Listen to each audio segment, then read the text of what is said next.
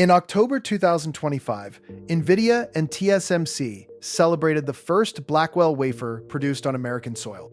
It came from Arizona, carrying circuits for one of the world's most advanced AI processors. The milestone was real, but the wafer was not yet a finished Blackwell processor. After leaving the fab, it still needed dicing, testing, memory, and advanced packaging. Those later stages remained concentrated in Taiwan, on the far side of the Pacific. Nothing had failed. Arizona had completed the manufacturing stage the factory was built to perform. A patterned wafer is valuable silicon, but it is still not the finished product. It still has to be tested, cut apart, joined with memory, packaged, and tested again. For the most demanding AI packages, much of that later capacity remained concentrated in Taiwan. TSMC is now committing $265 billion to its Arizona buildout. The scale is historic, but money alone does not complete the semiconductor chain. The largest visible expense, however, is not the whole manufacturing system. The decisive missing stages begin after the silicon wafer has already been made. Those stages help determine bandwidth, power, yield, reliability, and part of the remaining cost.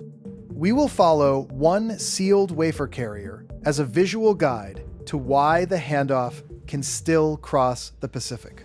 That physical handoff explains the Arizona plan more clearly than the investment headline. In 2020, the Arizona plan was a $12 billion project with a single factory.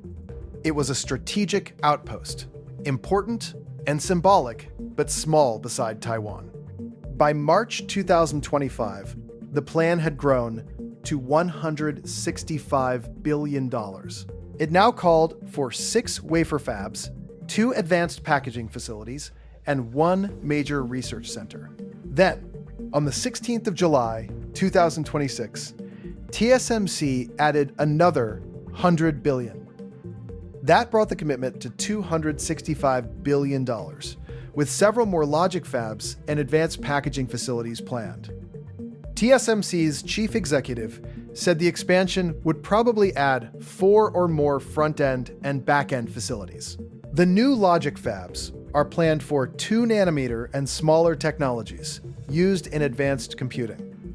The expansion explicitly includes advanced packaging, not only wafer fabrication for leading American customers. TSMC tied the new construction schedule to demand and published no firm completion dates.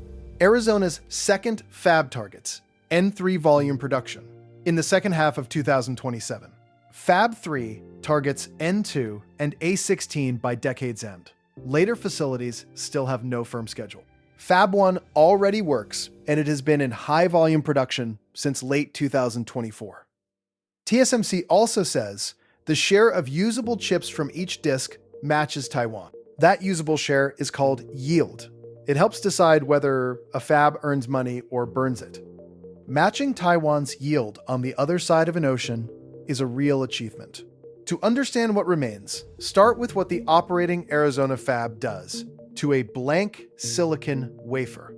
Rather than carving a finished chip, it builds microscopic structures upward, layer by layer. A polished disk of silicon enters the line, and a repeating cycle begins. Deposit a film, expose a pattern, then etch, clean, measure, and repeat the sequence. That cycle runs hundreds of times until billions of switches exist in a layer thinner than paper. Every new layer has to align with the one beneath it almost perfectly. One speck of dust in the wrong place can destroy the die beneath it. That is why the air inside is cleaner than an operating theater. It is also why owning the machines is not the same as knowing how to run them. Only one supplier in the Netherlands makes the most advanced EUV lithography systems. Every leading-edge fab, therefore, depends on the same specialized equipment chain and delivery queue. What money cannot buy is the record of everything that went wrong and how it was fixed. That record is not stored in a manual. It lives in the engineers who were there.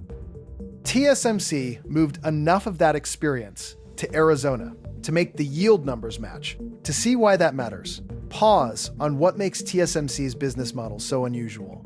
TSMC designs almost nothing itself.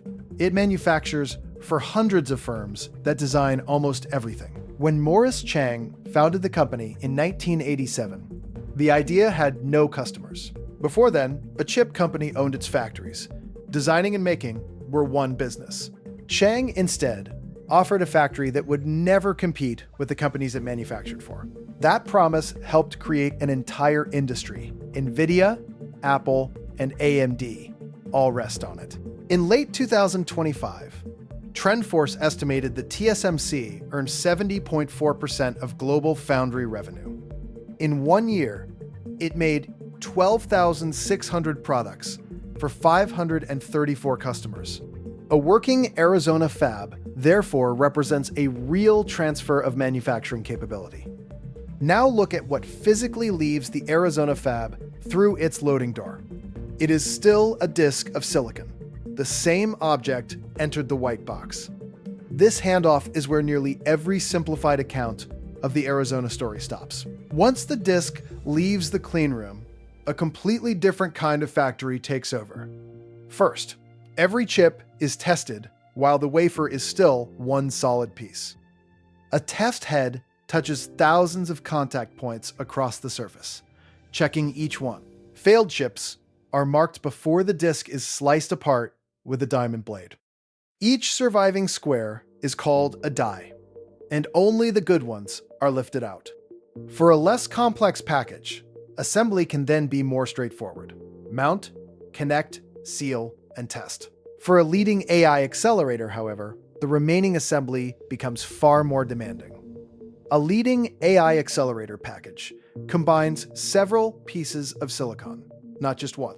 One large die performs the calculations. Towers of memory sit around it. Each tower stacks memory chips together and wires them straight down through the silicon. Underneath, a thin silicon sheet provides the wiring for the whole assembly. Why accept such a difficult, microscopic process just to assemble logic and memory? Because the distance between those components changes how the system performs. A calculating chip must be fed data constantly, or it sits idle and waits. Longer paths make data slower to arrive and require more energy to move it. Place memory farther away on a circuit board, and the processor spends more energy moving data. Advanced packaging brings memory within millimeters of the logic die, where bandwidth can rise. That tiny separation supports thousands of short, dense connections across one interposer. Packaging is not cosmetic finishing. It helps determine how the finished system performs. The United States National Institute of Standards and Technology makes that point directly. Recent advances in artificial intelligence, it says, would not have been possible without this stage. Every microscopic connection inside that dense package must also survive repeated heat cycles. A package drawing hundreds of watts contains silicon, copper, and board that swell at different rates. Thousands of microscopic connections flex against one another every time the chip warms and cools. One failed connection can waste the logic die, memory stacks, and package already assembled around it. Package geometry, therefore, helps determine whether an expensive AI accelerator works reliably at all.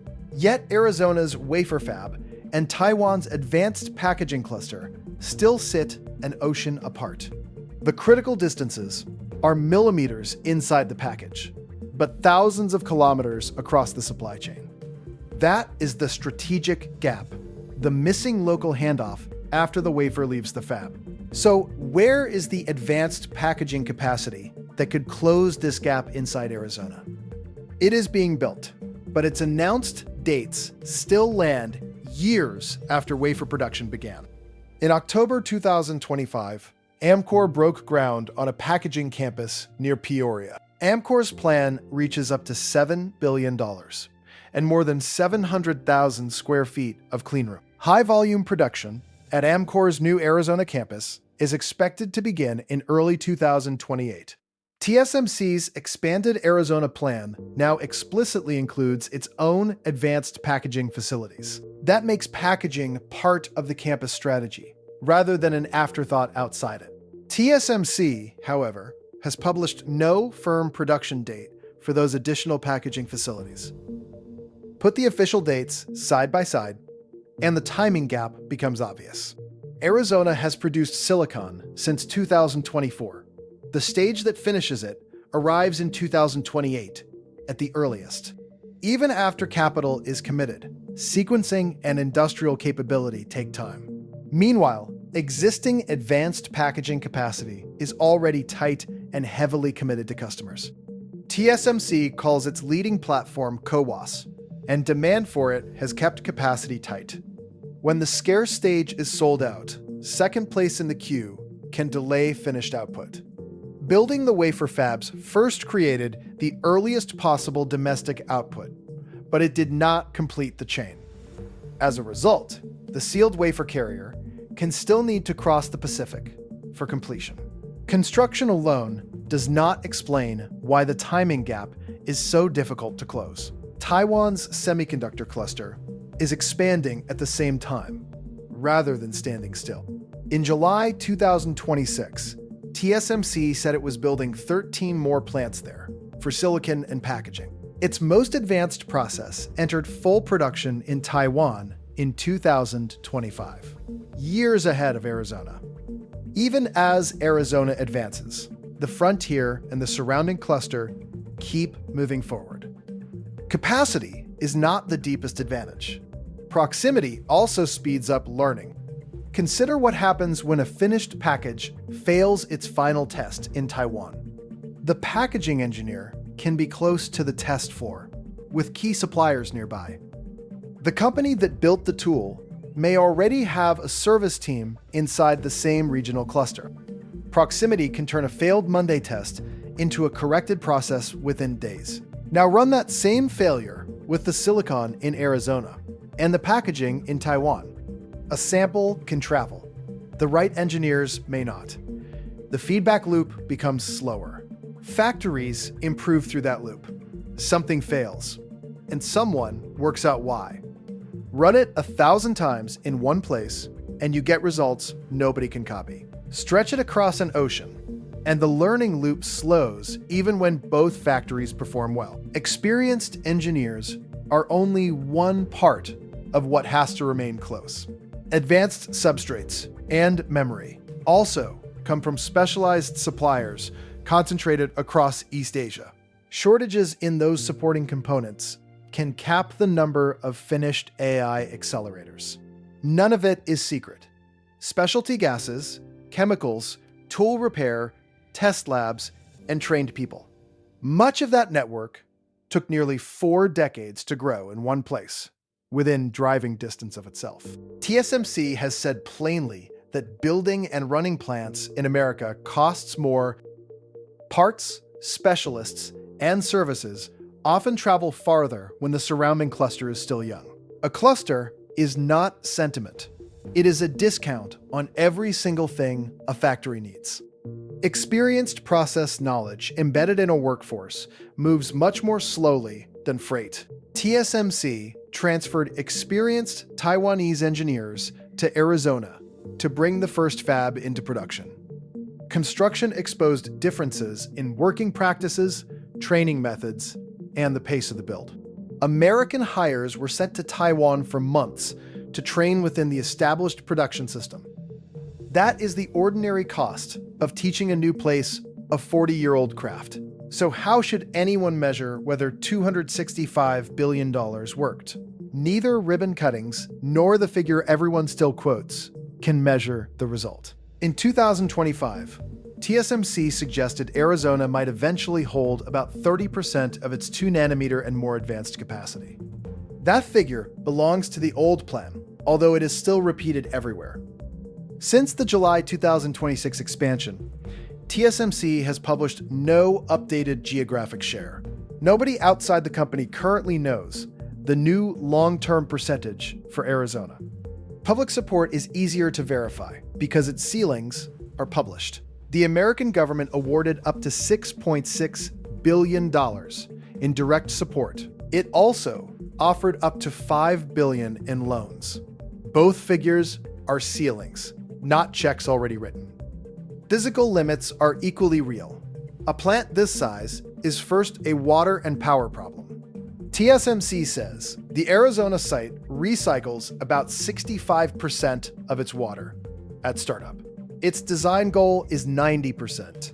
That remains a target, not an achievement. A better scorecard uses 4 physical outcomes instead of the headline investment. First, whether a finished package leaves Arizona rather than only a disk of silicon. Second, whether Fab 2 reaches its 2027 target and Amkor begins production in 2028. Third, whether suppliers appear around the campus or everything still arrives by air. Fourth, whether TSMC publishes a new geographic share or keeps declining to name one. Right now, for Blackwell-class AI products, the post-fab journey can still cross the Pacific. If Amkor begins production in 2028, more of that journey could stay in Arizona. Other dependencies will remain. That dependency will change shape because 2 words are often treated as if they mean the same thing. Independence would mean controlling every major input. No modern chip economy actually does that. Resilience means that when one site or one route stops, production does not. Arizona can buy resilience without buying full independence. That is the more useful test. Do not watch only the next groundbreaking. Watch the sealed wafer carrier. A second chip center exists when that carrier reaches packaging and final test without crossing an ocean.